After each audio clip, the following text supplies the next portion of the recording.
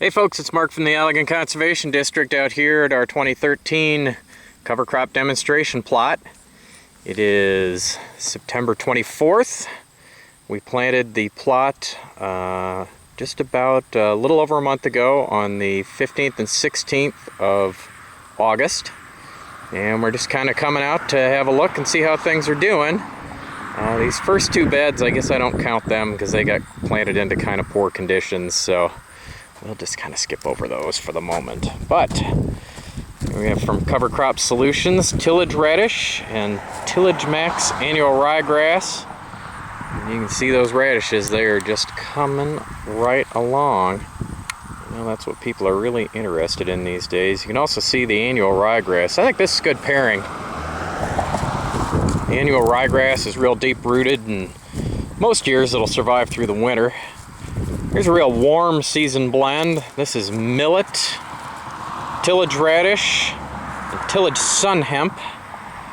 Sun hemp's actually a tropical legume, not a recreational smoking weed.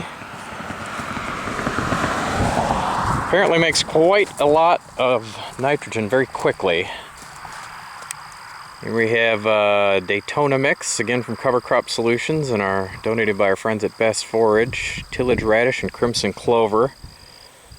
Kind of like these blends, especially when you've got the radishes, where we have something that's more likely to persist through the winter. And the crimson clover certainly fits the bill. Here we've got tillage radish and oats. Also a good choice. You can see how big those oats are getting. Already kind of stick my hand down in there so you can get a look. Those oats are, gosh, 14 inches high, and maybe better than that, 18 inches high, and putting on a lot of biomass quickly. That's what we love about oats in the fall.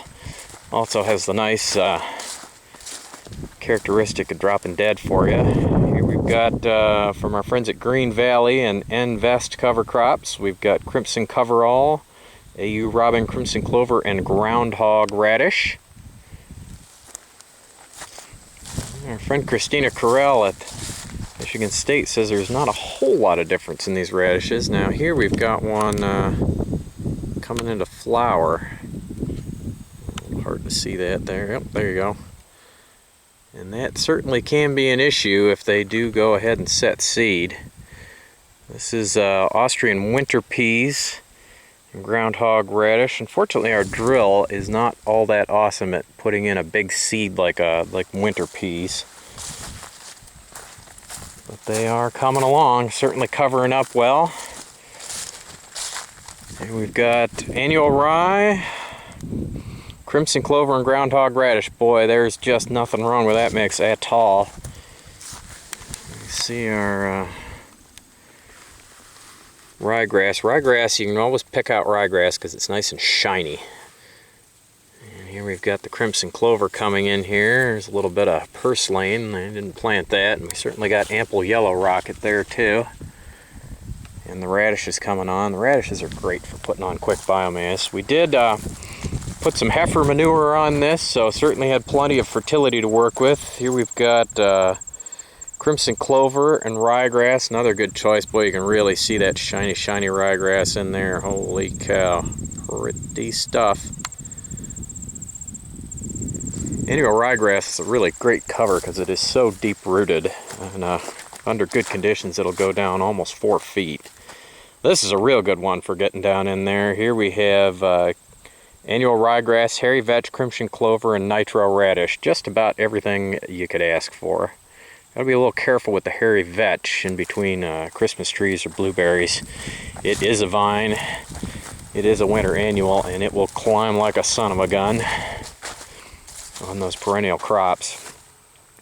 But out in a field, by golly, that's pretty good stuff. Here we've got hairy vetch, sweet clover, and nitro radish. Sweet clover is another good one for deep penetrating roots.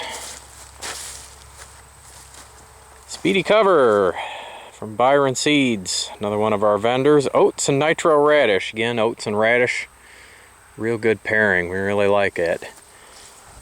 We had 4 different annual ryegrasses. Here we've got KB Royal from Byron Seeds.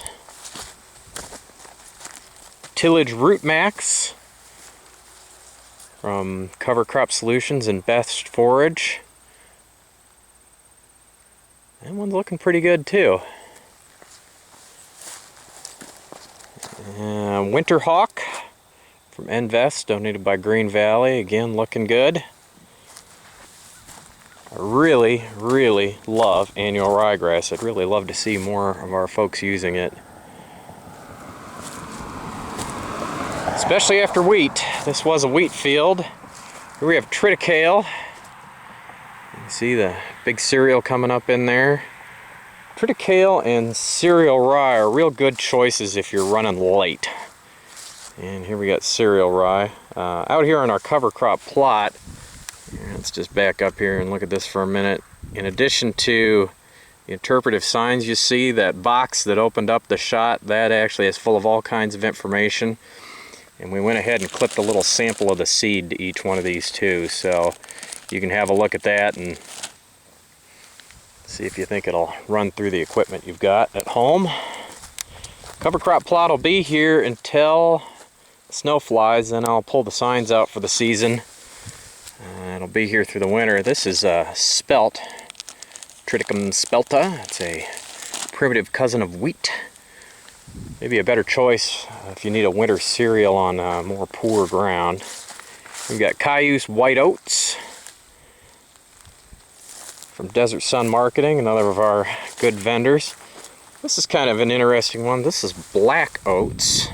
Apparently a popular cover crop in South America. You can kind of see by my thumb there. It's a little narrower seed than the traditional oats we're used to. And not at all frost tolerant. But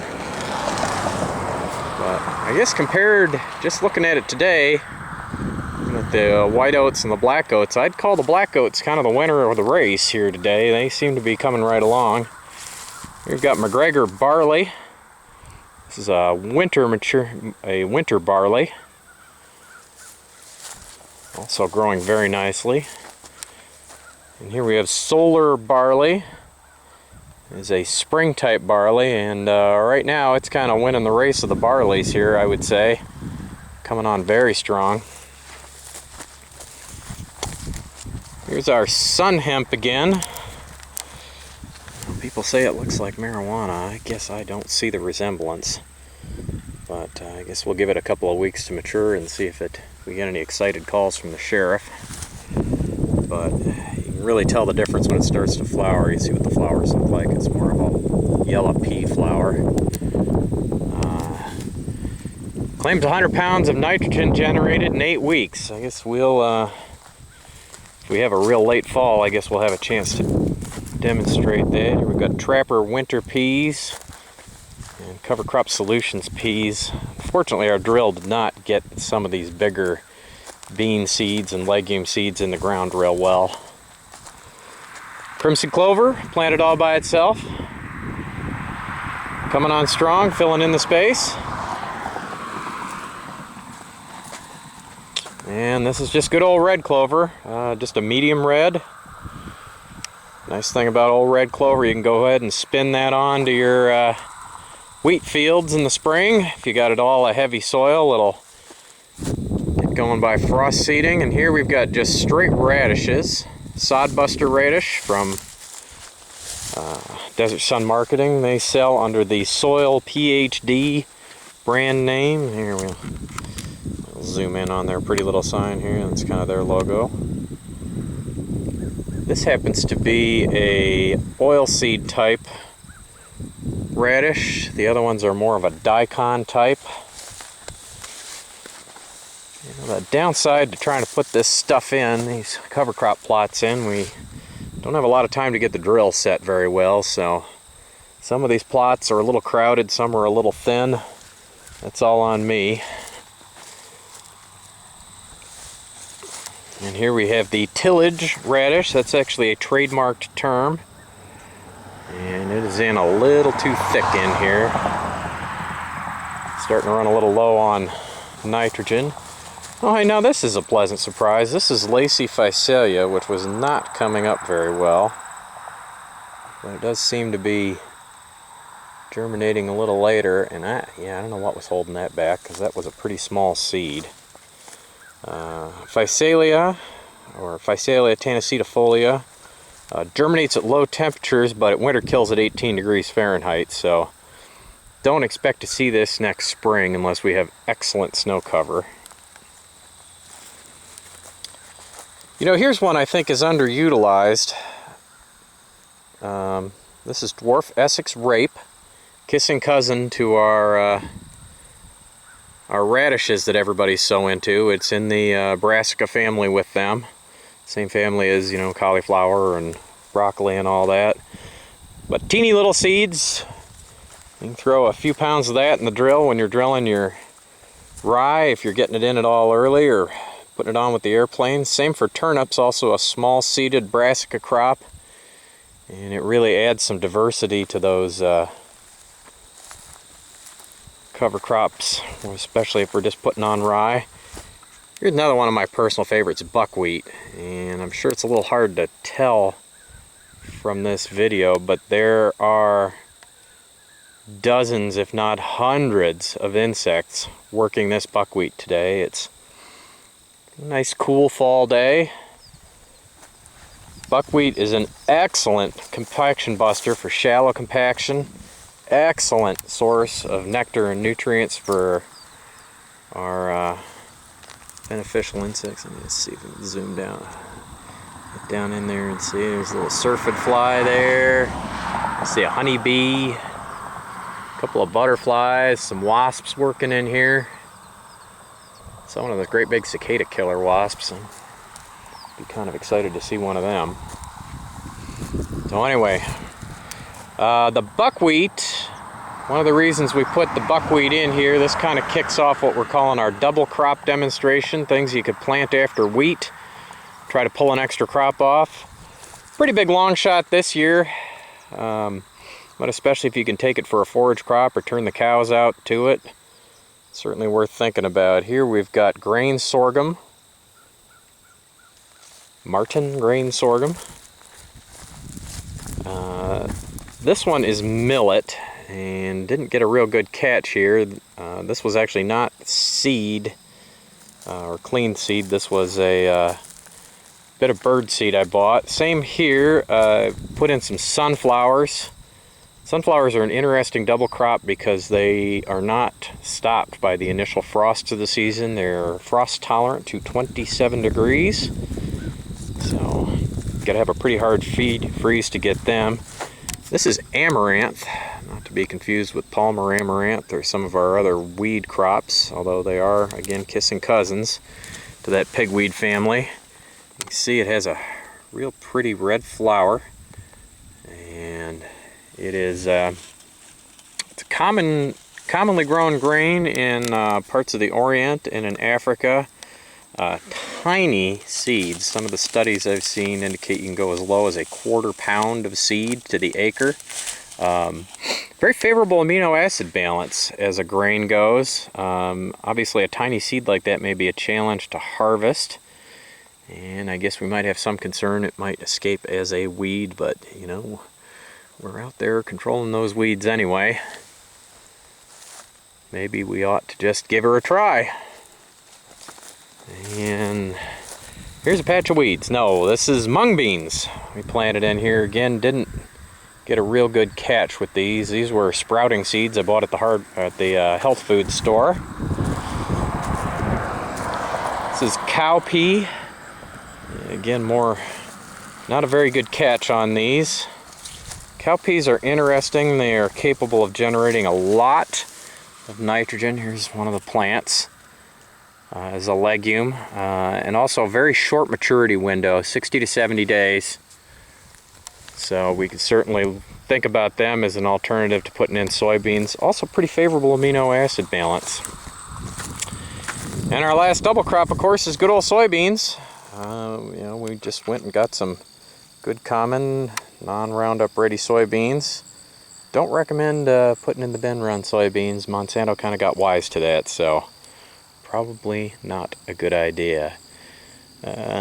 Walk out here for a second. The rest of this plot, I Just wanted to put something out here, so we blended up a bunch of annual ryegrass. That's what most of this is here. You can see really a nice catch of that. Put in just a wee pinch of buckwheat and a few other things in here just to make it interesting. Here's a little bit of phacelia coming in here. Phacelia tannacetifolia. I just love saying tannacetifolia, what can I say?